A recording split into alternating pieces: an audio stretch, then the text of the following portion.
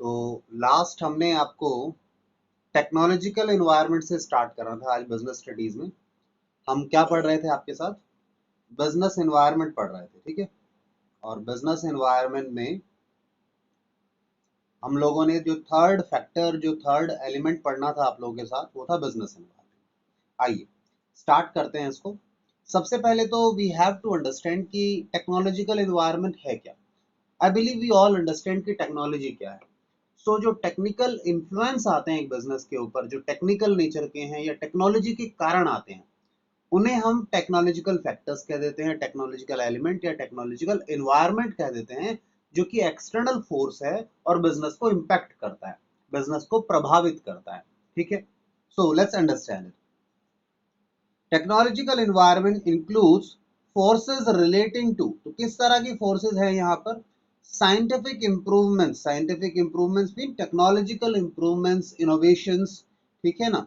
ये जो है मार्केट में आ रही हैं, जिसके कारण न्यू वेज आ रही हैं प्रोडक्ट्स को बनाने की, सर्विसेज को देने की। और दूसरा, new methods and techniques of operating a business. तो ये सभी चीजें बिजनेस को इम्पैक्ट करती हैं कि टेक्नोलॉजी आ गई है, प्रोडक्ट अब और बेहतर तरीके से बनाए जा रहे हैं, और आप अगर वैसे प्रोडक्ट नहीं बना पा रहे तो आप पीछे रह जाएंगे, आप कंपटीशन में नहीं आ पाएंगे। So one has to, a business has to understand इस बिजनेस एनवायरनमेंट, इस टेक्नोलॉजिकल एनवायरनमेंट की, टेक्नोलॉजी वाइज, इनोवेशन वाइज क्या हो रहा है आज के समय मार्केट में, उसको आपके अपने आप को अप टू डेट रखना पड़ेगा, अपडेटेड रखना पड़ेगा, अदरवाइज वो पीछे रह जाएंगे।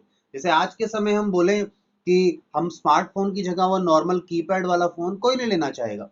So if some company is dealing only in that, then it is obviously going to lose its share in the market. Market में उनका शेयर क्या होगा? लूज हो जाएगा, कम हो जाएगा शेयर, ठीक है। चलिए, तो टेक्नोलॉजिकल एनवायरनमेंट में आपको ये बात समझ में आई। अब एग्जांपल्स देखें।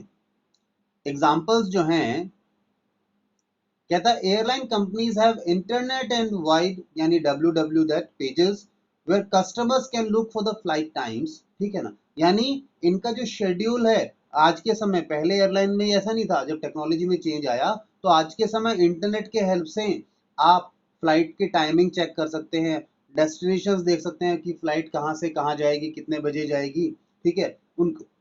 उनका फेयर क्या होगा, किराया क्या होगा उसका फ्लाइट का, ठीक है। और आप वहीं पर अपनी टिकट्स को बुक भी कर सकते हैं ऑनलाइन ही। तो ये टेक्नोलॉजिकल फैक्टर है, ठीक है, ये टेक्नोलॉजिकल फैक्टर है। Now in case some airline company says नहीं, हम ऑनलाइन बुकिंग नहीं लेते हैं, देन दे लैग बिहाइंड, वो पीछे रह जाएंगे कंपटीशन में, ठीक है। बात समझ में आई है? आइए, then another example we have is recent technological advances in computers and electronics have modified the way in which companies advertise their product. तो आज के समय जो एडवर्टाइजमेंट का तरीका भी है वो भी बदल चुका है, ठीक है, बदल चुका है, मॉडिफाइड हो चुका है। It is common to see computerised information and web pages, multiple multimedia pages highlighting the virtues of a product. आजकल मैं आपको बताऊं इसका बेस्ट एग्जांपल, आप देखते हैं, आप किसी जैसे Amazon पर या और भी कोई जो शॉपिंग पोर्टल्स होते हैं, वहां पे आपके प्रोडक्ट को आप 3D डायमेंशन में देख सकते हैं। आप जो प्रोडक्ट लेने जा रहे हैं उसका 3D व्यू देख सकते हैं, ठीक है ना। यानी वो किस तरीके से दिखता है एग्जैक्टली, इमेज नहीं होती, आप उसे रोटेट करके सब कुछ करके देख सकते हैं। तो टेक्नोलॉजी की हेल्प से ये सारी चीजें हुई हैं, ठीक है। समझ में आई बात? तो प्रोडक्ट को एडवर्टाइज करने का तरीका बदल चुका है, पहले वाला तरीका नहीं रहा आज के समय, ठीक है। And all it happened due to technology. If someone is not going with it तो प्रॉब्लम है। जैसे मैं बोलूं, ऑटोमोबाइल में भी है ये, ऑटोमोबाइल सेक्टर में जाएंगे आप तो ऑटोमोबाइल में क्या है, आप उनकी कार हैं या बाइक्स वगैरह है ना, कंपनी की वेबसाइट पे जाइए, बिल्कुल 3D लुक देते हैं आपको, एग्जैक्टली जैसे बाइक आपके सामने हो। आप उसका इंटीरियर चेक कर सकते हैं, ठीक है। मतलब हर तरीके से आप उस चीज को देख सकते हैं सिटिंग एट योर होम। सो ये टेक्नोलॉजी का इनोवेशन है, टेक्नोलॉजिकल चीजें हैं जिनके कारण ऐसा पॉसिबल हुआ है। So one has to be updated according to them. Then another thing we have is, एक और एग्जांपल है, retailers have direct link with the suppliers, direct link किसका, रिटेलर का सप्लायर के साथ। who replenish stock when needed, replenish मतलब दोबारा से वो दे देते हैं उनको स्टॉक जब भी उन्हें जरूरत होती है। Manufacturers have flexible manufacturing system, इसी के कारण आज के समय क्या है, मैन्युफैक्चरर के पास फ्लेक्सिबल मैन्युफैक्चरिंग सिस्टम आ गया। ये सब कैसे हो पा रहा है, क्योंकि सप्लायर्स के पास मॉनिटरिंग होती है कि मेरा जो रिटेलर है उसके पास कितना स्टॉक है, ये सब टेक्नोलॉजी के कारण हो रहा है। अब इन्वेंट्री खत्म होने वाला है तो accordingly they can replenish it, वो उसे दोबारा से स्टॉक में सामान भर सकते हैं। उन्हें इंफॉर्मेशन पहुंचती रहती है कि भैया अब एक यूनिट प्रोडक्ट ही बचा है इस पर्टिकुलर रिटेलर के पास, ही नीड्स इट मोर, तो आप इमीडिएटली अकॉर्डिंगली आप खुद काम कर सकते हैं। जैसे चेन स्टोर्स होते हैं उनमें ऐसा ही होता है, स्टॉक की डेटा, सारा स्टॉक की डिटेल सेंट्रल लोकेशन पर होती है और सेंट्रल लोकेशन मॉनिटरिंग कर रहा होता है कि भाई कहाँ पे कौन सा प्रोडक्ट चाहिए, तो वो अकॉर्डिंगली भेजते रहते हैं। The branch can also give a request, centre भी अकॉर्डिंगली देख सकता है अपने हिसाब से। चलिए, तो कुछ बात समझ में आई क्या, बताइए। चलिए, अगर ये बात समझ में आती है तो ये आप एक बार पढ़ लीजिएगा, देखिएगा, ठीक है। एक छोटी सी चीज है, इनोवेशंस टेक्नोलॉजी वगैरह के बारे में है ये। आइए now, political environment, next thing we have is political environment on the screen. Political environment क्या है, जो पॉलिटिकल इन्फ्लुएंसेस हैं, जो पॉलिटिकल चीजें हैं अगर बिजनेस को प्रभावित करती हैं तो उसे हमने, उन सब चीजों को हमने किस में डाला, पॉलिटिकल एनवायरनमेंट में डाला। सो political environment includes political conditions, जो पॉलिटिकल कंडीशंस है आपके यहाँ पर उसे इंक्लूड करता है क्या, पॉलिटिकल एनवायरनमेंट। नाउ अगर आप इसे देखें यहाँ पर तो इन्होंने क्या लिखा है, देखिए ध्यान से, इन्होंने लिखा है general stability and peace in the country and, अब देखो पॉलिटिकल कंडीशन कैसी हो गई, पॉलिटिकल कंडीशन का एग्जांपल इन्होंने दिया कि जनरल स्टेबिलिटी कैसी है, मतलब क्या देश में स्थिरता है, ऐसा तो नहीं है जैसे क्या बोलते हैं गृह युद्ध की स्थिति हो, ठीक है, इस तरह की सिचुएशन तो नहीं है। पीस है या नहीं है, अगर जनरल स्टेबिलिटी होगी तो पीस ऑब्वियस होगा, अगर सब चीजें ठीक है तो शांतिपूर्ण चल रही होंगी चीजें। और स्पेसिफिक एटीट्यूड, और कई बार हम बात करते हैं किसी गवर्नमेंट का स्पेसिफिक एटीट्यूड की बात करते हैं, ठीक है ना, यानी गवर्नमेंट का किस तरह कैसा एटीट्यूड है, गवर्नमेंट किन चीजों के फेवर में है, कोई पर्टिकुलर गवर्नमेंट किन चीजों को गवर्नमेंट अगेंस्ट है, किन चीजों के फेवर में गवर्नमेंट नहीं है, तो उनका एटीट्यूड कैसा है गवर्नमेंट का, ठीक है ना। जो अब ये क्या कहा इन्होंने, that elected government represents holes toward business, तो इन्होंने कहा हमें सारे एटीट्यूड से कोई लेना देना नहीं है, हम तो कह रहे हैं हमारे जो बिजनेसेस हैं, बिजनेस की तरफ कैसा एटीट्यूड है, अगर पॉजिटिव एटीट्यूड है बिजनेस की तरफ तो बिजनेस के लिए अपॉर्चुनिटी है, ठीक है, बाहर से आ रही है फोर्स, ठीक है ना, और वहीं पर अगर नेगेटिव है, ठीक है, तो ये थ्रेट का काम करता है कि बिजनेस को इनसे खतरा हो सकता है, ठीक है ना। नाउ अब एग्जांपल्स देख लेते हैं कुछ, ठीक है ना, जो कि एक बिजनेस की फंक्शनिंग को प्रभावित करते हैं, अफेक्ट करते हैं, और पॉलिटिकल इन्वायरमेंट का पार्ट है, पॉलिटिकल फैक्टर्स हैं। जैसे कहता है political stability builds confidence among business people to invest in long term projects. अगर पॉलिटिकल स्टेबिलिटी है कंट्री में तो लोग का कॉन्फिडेंस बढ़ता है, जो बिजनेसमैन हैं, और वो बड़े प्रोजेक्ट्स में, लॉन्ग टर्म प्रोजेक्ट्स में इन्वेस्ट करने का सोचते हैं।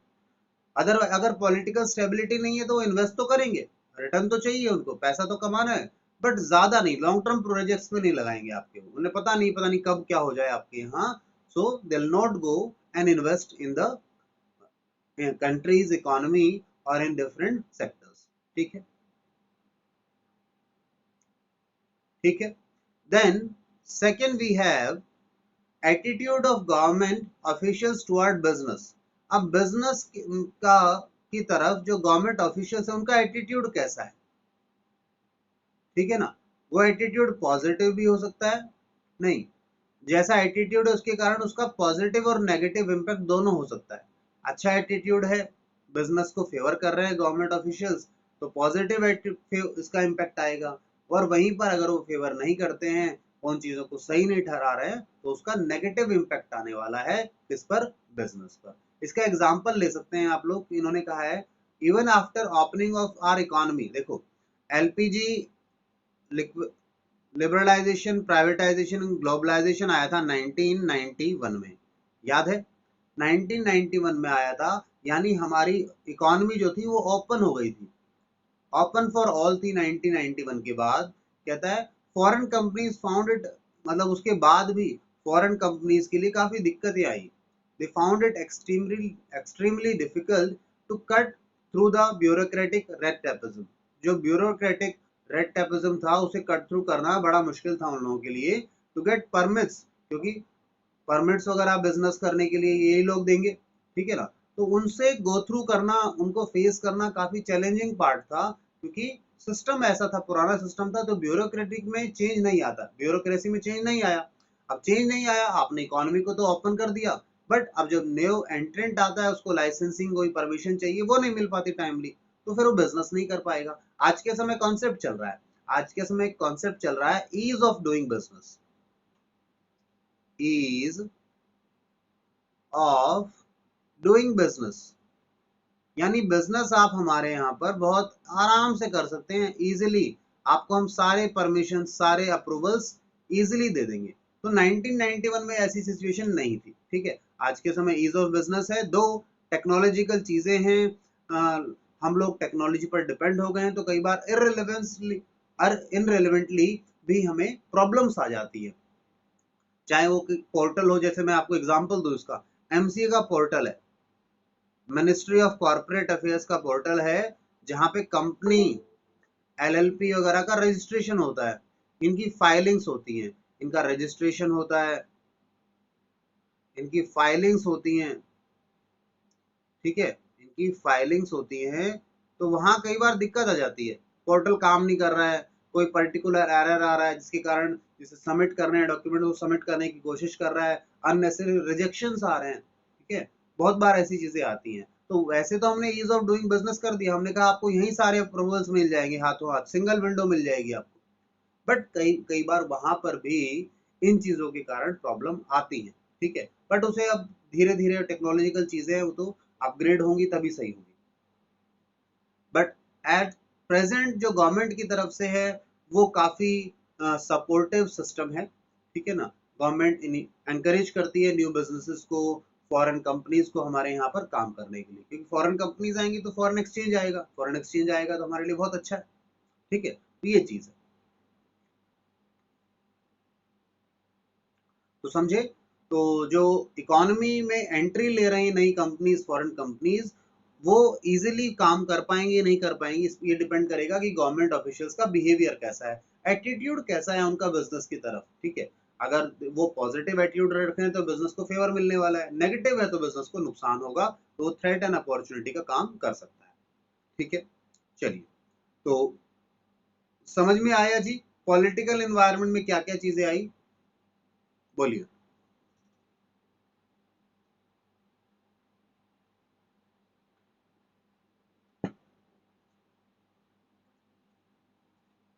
बताइए, अंशुल बेटा आ रहा है समझ में कुछ?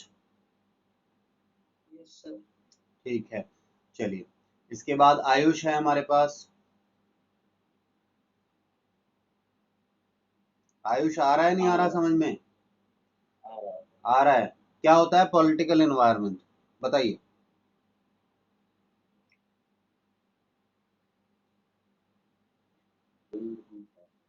क्या चीज? मैं समझ नहीं पा रहा हूँ आप क्या कहना चाह रहे हैं।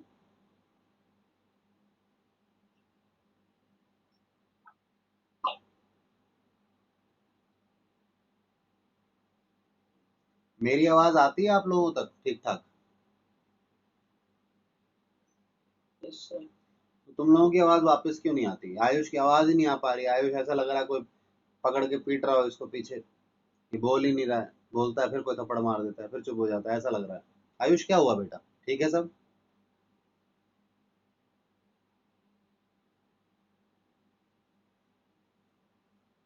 मोहित, मोहित के क्या हाल है?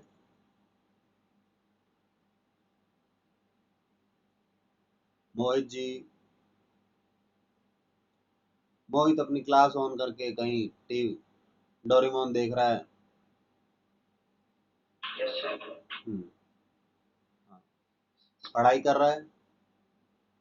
हाँ पॉलिटिकल एनवायरनमेंट क्या होता है?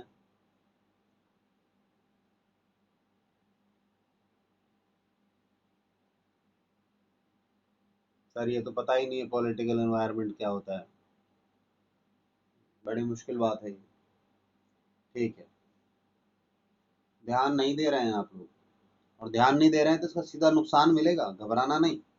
आप सोच रहे हैं इससे कोई फायदा मिलने वाला है, सीधे सीधे बढ़िया सा नुकसान मिलेगा, बस थोड़े दिन रुक जाओ।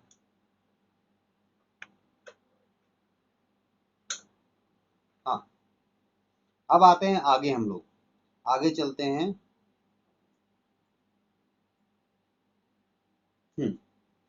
तो सुनिए जी, next we are moving to legal environment. अब ध्यान से सुनो, लीगल एनवायरनमेंट क्या है, ठीक है?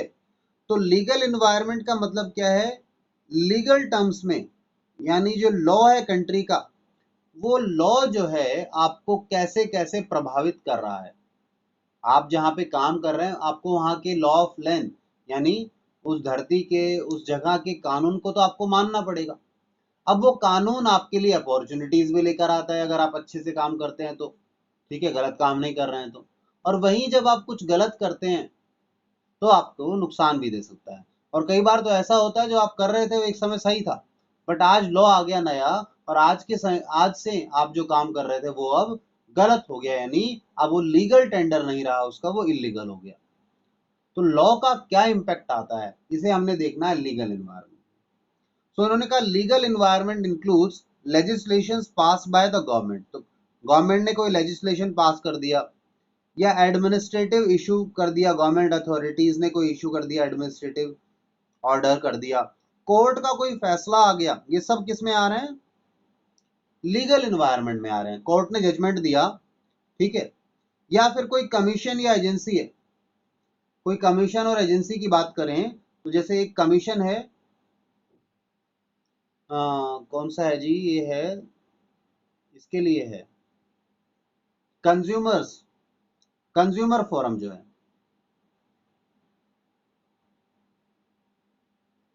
कंज्यूमर फोरम जो है कमीशन है, ठीक है ना? या कोई एजेंसी हो, एजेंसियां कौन सी हो सकती है? बहुत सारी हो सकती हैं एजेंसी, ठीक है, जैसे क्या बोलूं आपके लिए, एजेंसी का नाम क्या दे दें हम लोग?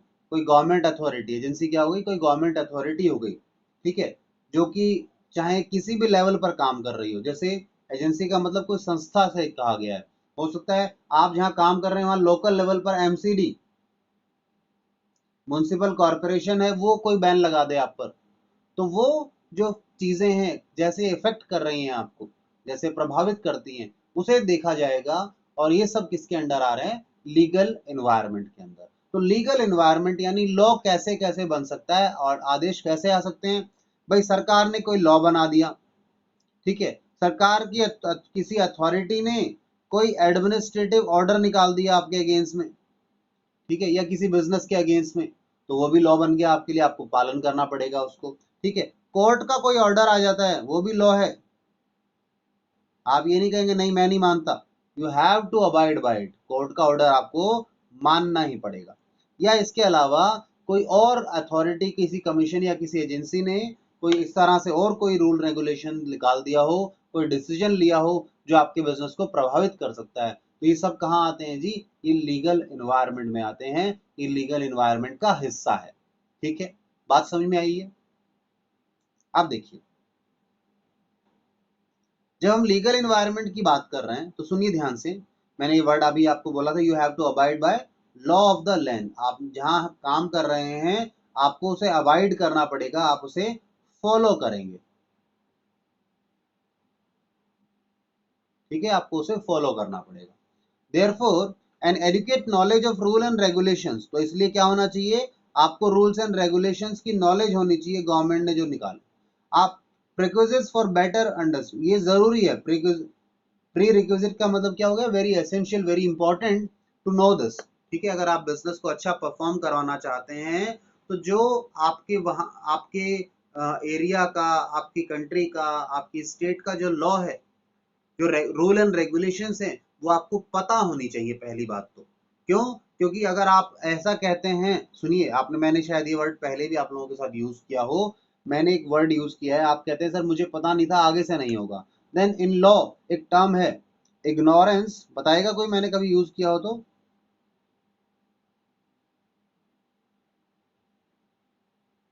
इग्नोरेंस ऑफ लॉ, लिख लेना, बहुत इंपॉर्टेंट बात है ये। Ignorance of law is not an excuse.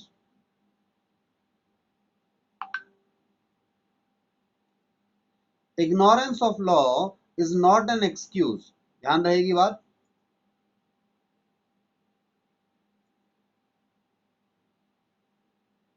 आया समझ में? नहीं आया? कि लॉ के बारे में अगर आपको पता नहीं है तो इसका मतलब ये नहीं है आप ही आप फ्री हो जाएंगे, आप छूट जाएंगे, आपको माफी दे दी जाएगी, ऐसा नहीं होगा। अगर आपको लॉ की नॉलेज नहीं है तो आप बच नहीं सकते, कोई एक्सक्यूज नहीं है ये, ठीक है। You have to be, you will be penalised, आपको पनिशमेंट मिलेगी। क्या बात क्लियर है? Ignorance of law is not an excuse, ये टर्म क्लियर है सभी बच्चों को? बताइए। ठीक है, चलिए लिख कर रखिएगा इस चीज को। और जो बच्चे लॉ की फील्ड में जाना चाहते हैं वो तो बहुत ज्यादा जरूरी रूप से लिख लो इसको, बहुत काम की चीज है आपके लिए। जो बच्चे लॉ की फील्ड में जाना चाहते हैं उन्हें तो इसको लिख लेना चाहिए अपने पास, काम की चीज है लॉ, लॉ की फील्ड में जो जाना चाहते हैं। और आपको पता है हम तो लॉ से दूर रह ही नहीं सकते, क्योंकि हमें तो कॉमर्स में कंप्लायंस करवाना होता है, ठीक है। तो लॉ की नॉलेज होनी चाहिए, ठीक है। चलिए जी, अब आते हैं वापस आते हैं।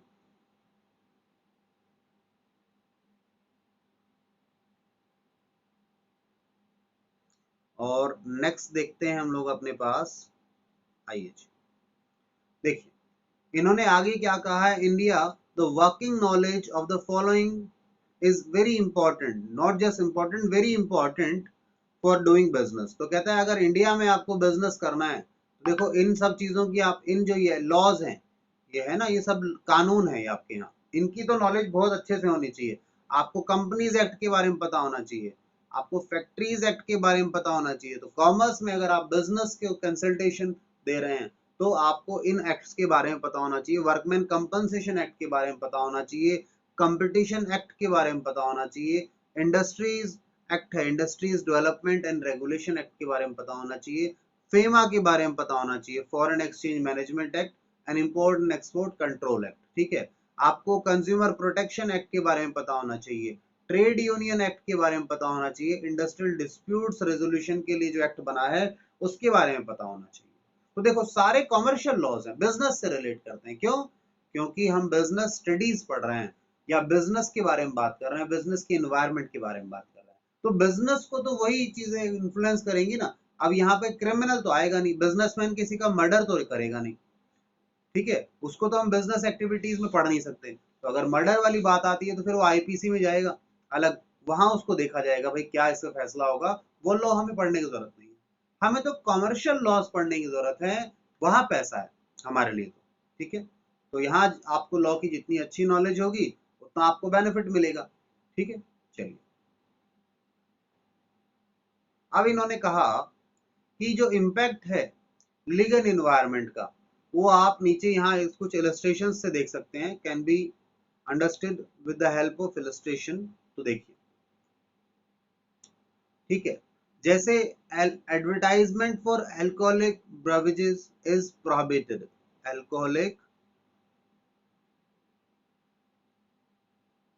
एक बात समझिएगा, हमारे यहाँ पर कुछ कंज्यूमर्स के इंटरेस्ट को प्रोटेक्ट करते समय एक बात रखी गई कि जो अल्कोहल वगैरह के प्रोडक्ट्स हैं इनका एडवर्टाइजमेंट नहीं होगा। आप देखते हैं कंपनी आती है किंगफिशर, किंग फिशर करके कंपनी है, वो अल्कोहलिक प्रोडक्ट भी बनाती है, बट वो उसका एडवर्टाइजमेंट नहीं करते। वो किसका एडवर्टाइजमेंट करते हैं? उनका कोई सोडा वगैरह आता है, ठीक है ना, उसका एडवर्टाइजमेंट करते हैं। कहते हैं नाम तो पता लगे लोगों को, हमारे क्या क्या प्रोडक्ट है छोड़ो, दूसरे प्रोडक्ट की एडवर्टाइजमेंट नहीं कर सकते, वो अपने इस वाले प्रोडक्ट का एडवर्टाइजमेंट करते हैं। ठीक है ना, कि नाम तो लोगों को पता लग जाए। ठीक है, इसी तरीके से advertisement including packets of cigarette, यानी जो है वहां पे स्टैट्यूटरी वार्निंग दी होती है। ठीक है, इसके लिए भी आपको एडवर्टाइजमेंट करना पड़ेगा, बताना पड़ेगा। एडवर्टाइजमेंट ये भी क्यों हो रहा है, ये एडवर्टाइज नहीं कर सकते with relation to alcoholic product. आप क्या बोलते हैं, ये जो सिन गुड्स हैं, सिगरेट्स वगैरह है, ये आपके हेल्थ के लिए इंजीरियस है, इनका एडवर्टाइजमेंट क्यों करना पड़ता है? क्यों कंपनी इनके बॉक्सेस के ऊपर इतना बड़ा बड़ा लिखती है? ठीक है, क्यों लिखती है? बिकॉज लॉ की रिक्वायरमेंट है, ये लॉ कहता है कि आपको ऐसा करना पड़ेगा। दूसरी बात, advertisement of baby food must necessarily inform the potential buyer that mother milk is the best. एक बात और सुनिएगा, बेबी फूड जो प्रोडक्ट आते हैं वो बेचे अपना प्रोडक्ट, पर उनको ये भी बताना पड़ेगा कि जो मदर का मिल्क है, ठीक है, वो बच्चे के लिए सबसे अच्छा होता है। ये कहाँ लिखा है? ये भी लॉ में लिखा है आपके पास। ठीक है, तो कंज्यूमर्स के इंटरेस्ट के लिए ये सारी बातें आपके लॉ में लिखी हुई है। ठीक है, तो जब एडवर्टाइजमेंट करते हैं आप इन चीजों को फॉलो करेंगे। ठीक है, तो ये आपका जी क्या था, ये आपका था बिजनेस एनवायरनमेंट। अब बिजनेस एनवायरनमेंट आप लोगों ने पढ़ लिया, तो मुझे बताइए कुछ समझ में आया या नहीं आया? सर ये लॉ इस तरह पहले क्यों हुआ, क्योंकि अब तो अल्कोहल की एडवर्टाइजमेंट आती है। आती है बेटा, सुनिए मेरी बात, अल्कोहल की एडवर्टाइजमेंट आती है, वो उस प्रोडक्ट को लेकर नहीं आती। वो साफ साफ ये नहीं बोलते ये अल्कोहल का एडवर्टाइजमेंट है, वो उस कंपनी के नाम को प्रमोट करते हैं केवल। जैसे मैंने एग्जांपल दिया किंगफिशर, किंगफिशर अल्कोहल को का एड नहीं देता। ठीक है, और मुझे और कोई पता नहीं है ज्यादा, मुझे किंगफिशर का पता था। ठीक है, ये लोग इस तरह एडवर्टाइजमेंट देते हैं, बाकी आप लोग बता सकते हैं ऐसा कुछ आ रहा हो मार्केट में, then we can talk about it. ठीक है, और दूसरा आप देखिए ना, जैसे मैं आपको एग्जांपल दूं, जैसे आपकी मूवीज वगैरह आती हैं, ठीक है, इनके अंदर क्या होता है, अगर आपका जो मूवी में कोई भी जो कैरेक्टर है, वो अगर इस तरह के प्रोडक्ट यूज कर रहा है, कोई भी कैरेक्टर है ना मूवी में, अगर वो प्रोडक्ट यूज भी कर भी रहा है, तो नीचे वो वार्निंग देते हैं, नीचे वार्निंग लिखी जाती है। ठीक है, दो पहले तो यूज ही मत करो, बट अगर किसी कैरेक्टर को उन्होंने इस तरह से डिपिक्ट कर भी लिया, ठीक है, तो वार्निंग देते हैं। समझे? तो आज जो बच्चे बता रहे हैं कि आता है इस तरह का, आप लोगों के लिए आज का होमवर्क है, ये लिख लो इसे आज का होमवर्क। ठीक है, देखो एग्जैक्टली क्या हो रहा है, उसको पढ़ो, व्हाई इट इज हैपनिंग। ठीक है, अगर अल्कोहलिक प्रोडक्ट के लिए कोई इस तरह का एडवर्टाइजमेंट है, कोई एडवर्टाइजमेंट आ रहा है, then list it out and try and understand. उनको लिस्ट बनाओ और देखो क्या एग्जैक्टली क्या है वो। ठीक है, आपके पास है सफिशिएंट मटेरियल आज के समय पढ़ने के लिए, हमारे पास, हम गो थ्रू कर सकते हैं उसको। ठीक है, तो इसे देखना आप लोग, सिन गुड्स का एडवर्टाइजमेंट, ब्रांड नेम ही आता है। हाँ, केवल ब्रांड नेम आएगा, अल्कोहल का एडवर्टाइजमेंट नहीं कर सकते वो। ठीक है, मैंने क्या है, वो जो विजय माल्या है ना, विजय माल्या के ऊपर कोई डॉक्यूमेंट्री बनी थी अभी, मैंने वहां देखा था कि उन वो जो ये बनाते थे, इनका किंगफिशर अल्कोहलिक प्रोडक्ट भी बनाता था। ठीक है, तो किंगफिशर अल्कोहलिक प्रोडक्ट भी बनाता था, तो वो उन्हें मना था, गवर्नमेंट ने बैन कर दिया कि भाई आप अपने प्रोडक्ट को ना आप एडवर्टाइजमेंट नहीं कर सकते, एडवर्टाइज नहीं करेंगे। तो उन्होंने क्या किया, उन्होंने अल्कोहलिक को तो नहीं किया, उन्होंने एक सोडा निकाला किंगफिशर के नाम से, किंगफिशर के नाम का सोडा वगैरह आता है कुछ, ठीक है, किंगफिशर के नाम पे, उसका एडवर्टाइजमेंट बहुत होता है। उसका एडवर्टाइजमेंट कहता है कोई दिक्कत नहीं, कहता है हमारा नाम पता लगना चाहिए लोगों को, प्रोडक्ट हम अपने आप बेच लेंगे। तो उन्होंने वो रास्ता निकाल लिया। हाँ हाँ, मैकडोनल्ड का भी आता है सोडा वगैरह ना, मैकडोनल्ड, हाँ सही है। तो इस तरह से, हाँ वो अल्कोहल की नहीं कर सकते, बिल्कुल बिल्कुल बिल्कुल सही कह रहे हैं। हाँ, ब्रांड नेम सेम है, उसी ब्रांड नेम से उन्होंने दूसरा प्रोडक्ट निकाला हुआ है, क्योंकि लॉ मना करता है, तो इसलिए वो नहीं कर सकते। ठीक है, चलिए और बताइए जी यहाँ तक। ठीक है, आपके पास मैं देख लेता हूँ और क्या क्या है। यहाँ पे अब केस स्टडीज हैं, ये चैप्टर बहुत इंपॉर्टेंट है केस स्टडीज के रिलेशन में, चैप्टर बहुत इंपॉर्टेंट है एक्चुअल में। इन तीनों चैप्टर का कंबाइंड वेटेज है, चैप्टर 1, 2 और 3, जिसमें से सबसे ज्यादा इंपॉर्टेंट ये वाला चैप्टर है। ठीक है, एक तो इजी है अंडरस्टैंडिंग के पर्पज से, पर मुश्किल भी लाता है। देखो मैं आपको अगर आगे दिखाऊं, अगर इसमें मुझे केस स्टडीज अनसोल्ड वाली मिल जाए, यहाँ पे इनमें आंसर दिए हुए हैं सब में, मैं इसलिए कराया नहीं मैंने इनको। जैसे ये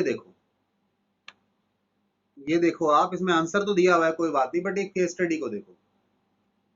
कहता है कोर्ट जो है, court passed order to ban polythene bags as the bags are creating environmental problems which affect the life of people in general। तो लोगों की जनरल लाइफ को इम्पैक्ट कर रहा है, सोसाइटी को भी इम्पैक्ट कर रहा है इन जनरल। ठीक है, is more concern about quality of life. ठीक है, the government decided to give subsidy to jute industry, इसलिए गवर्नमेंट ने क्या कहा, जूट इंडस्ट्री को सब्सिडी देने की बात की ताकि प्लास्टिक बैग्स बंद हो। Innovative techniques are being developed to manufacture jute bags at low rates। Innovative techno जो इनोवेशंस की जा रही है, नई नई टेक्नोलॉजी लाई जा रही है ताकि जूट बैग्स हैं वो सस्ते रेट पर हम बना पाए। Income are rising and people can afford to buy those, अब लोगों की इनकम बढ़ रही है तो they can afford those things. Now question अब क्या कहता है, सुनिए। आइडेंटिफाई डिफरेंट डायमेंशंस यानी factors of business environment by quoting the lines from the particular. कहता है यहां से लाइन कोट करो। तो लीगल के लिए क्या क्या, देखो गवर्नमेंट ने लीगल के लिए क्या आएगा, गवर्नमेंट ने जो बैन किया था कुछ था ना, हाँ, और कोर्ट का ऑर्डर। ठीक है, जहां पे उन्होंने बैन कर दिया है इसको, तो देखो कोर्ट ऑर्डर जो था वो लीगल में आ गया। सोशल में क्या था कि जो वो सोसाइटी को इन जनरल अफेक्ट कर रहा है, ठीक है, सोशल में आ गया आपके पास। पॉलिटिकल में क्या था, ठीक है, पॉलिटिकल में गवर्नमेंट ने कुछ तय किया, ये जो था गवर्नमेंट ने तय किया कि भैया वो सब्सिडी देंगे, ये किसमें आ गया आपके पास, ये आ गया आपका पॉलिटिकल में। और टेक्नोलॉजिकल में क्या होगा, टेक्नोलॉजी वाइज जो इनोवेशंस हो रही हैं ताकि सही या कम रेट पर उनको प्रोड्यूस किया जा सके जूट बैग्स को, तो टेक्नोलॉजिकल में आ गया। और इकोनॉमिकल में क्या हो गया, इकोनॉमिकल में ये आ गया, इनकम वगैरह वाली बात जो है ये इकोनॉमिकल में आती है।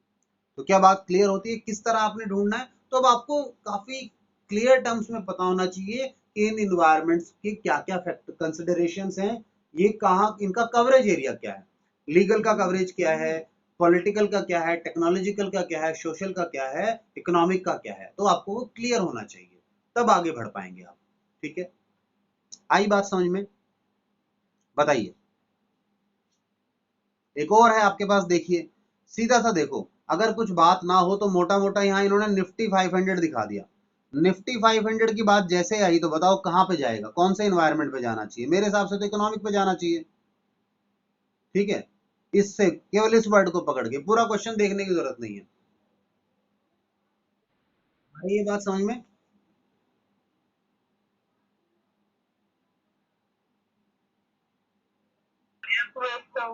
ठीक है, तो इस तरीके से आप देख सकते हैं। ठीक है, ऐसे ही सेम ये मेरे ख्याल से लगता है वही सिमिलर कॉन्सेप्ट क्वेश्चन है। यहाँ पे भी कोर्ट ने ऑर्डर पास किया एक, ठीक है, सोसाइटी को प्रभावित हो रहे हैं, टेक्नोलॉजी की बात आ गई, इकोनॉमी की बात हो गई, पॉलिटिकल एनवायरनमेंट की बात आ गई। तो ये कीवर्ड आपको ढूंढने पड़ेंगे, तभी आप ढूंढ पाएंगे कि भैया कौन सा एनवायरनमेंट इन्वॉल्व है। ठीक है, ठीक है, ऐसे ही क्वेश्चन और है आपके पास, ये क्वेश्चन नंबर 8 देखें। कहता है the prime minister launched A campaign स्वच्छ Bharat and invited various celebrities to a part of this abhiyan। They spread awareness among people in the society in general.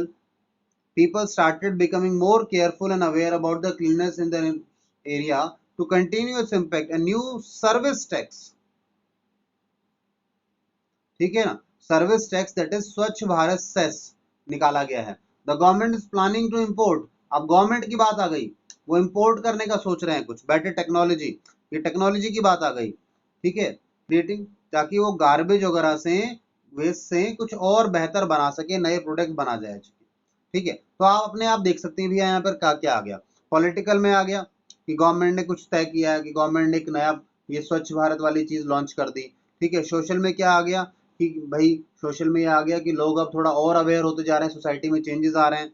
Economic में क्या आ गया, वो जो नया टैक्स निकाला, भाई टैक्सेशन वगैरह जो इकोनॉमी को प्रभावित करती है वो इकोनॉमिक में आएंगे, ठीक है। और टेक्नोलॉजिकल में आया कि भैया हम अब ऐसे टेक्नोलॉजी लाने की कोशिश कर रहे हैं जहाँ से गार्बेज को, वेस्ट को हम ट्रीट कर सकें, कुछ नए प्रोडक्ट बना लें इनसे, इनको यूज कर पाए, रिसाइकिल कर पाए, ताकि इनका यूज होगा तो ये हटेंगे यहाँ से, नहीं तो वहीं गार्बेज की तरह, वेस्ट की तरह पड़ा रहेगा, ठीक है।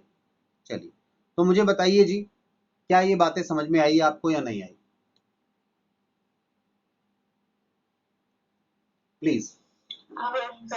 ठीक है, अब मुझे अगला टॉपिक है government policy changes and there impact on business, कि गवर्नमेंट की पॉलिसीज में जब कोई चेंज आता है और उसका क्या इम्पैक्ट होता है। अब गवर्नमेंट की पॉलिसी बताओ किस किस में जाएगी, गवर्नमेंट की पॉलिसी इकोनॉमिक में जाएगा या फिर पॉलिटिकल में जाएगा? पॉलिटिकल, ठीक है, क्योंकि गवर्नमेंट ने मानो कोई ऐसी पॉलिसी निकाल दी जो कि इकोनॉमी को इफेक्ट कर रही है, तो ये थोड़ा डायलमा आता है, मैंने पहले भी शायद बताया हो। पॉलिटिकल और इकोनॉमिक काफी क्लोजली रिलेटेड हैं, प्रभावित करते हैं। आइए जी देखते हैं। अच्छा, आपको गवर्नमेंट की पॉलिसीज पता ही हैं। गवर्नमेंट जब बिजनेस के लिए पॉलिसी बनाएगी तो बिजनेस को लिबरलाइज यानी फ्री करना है या कंट्रोल में लेकर आना है, तो लिबरलाइजेशन की बात वो कर रहे हैं सबसे पहले, ठीक है।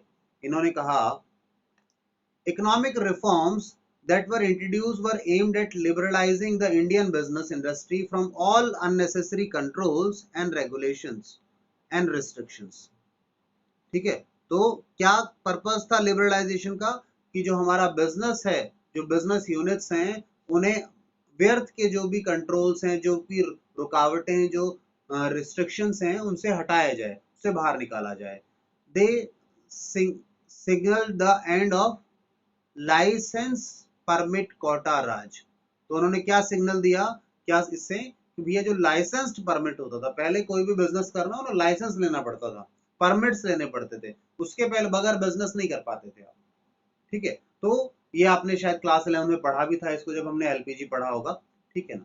अब एलपीजी की बात करें आप लोग, तो लिबरलाइजेशन का मतलब आपको पता है, लिबरलाइजेशन का मतलब है जो अननेसेसरी कंट्रोल है, जो रिस्ट्रिक्शंस है, उन्हें हटाना, इसे लिबरलाइजेशन कहा। लिबरलाइजेशन की क्या क्या फीचर्स हो सकती है, लिबरलाइजेशन की जब बात करते हैं तो क्या क्या चीजें आएंगी, ये आपको इन्होंने 7 चीजें दे रखी हैं। जैसे लाइसेंसिंग को हटाना, ठीक है, डिसाइड कर पाए वो, ठीक है ना, कि कैसा बिजनेस का स्केल वो रखेंगे, ठीक है। क्यों, क्योंकि उनका कोई रिस्ट्रिक्शन नहीं होगा। पहले रिस्ट्रिक्शन होता था, बिजनेस को आप बढ़ाना चाहते हो, एक्सपेंशन करना चाहते हो, ठीक है, या बिजनेस को छोटा करना चाहते हो, पहले परमिशन लेनी पड़ेगी गवर्नमेंट से, अब वो हट गया, ठीक है।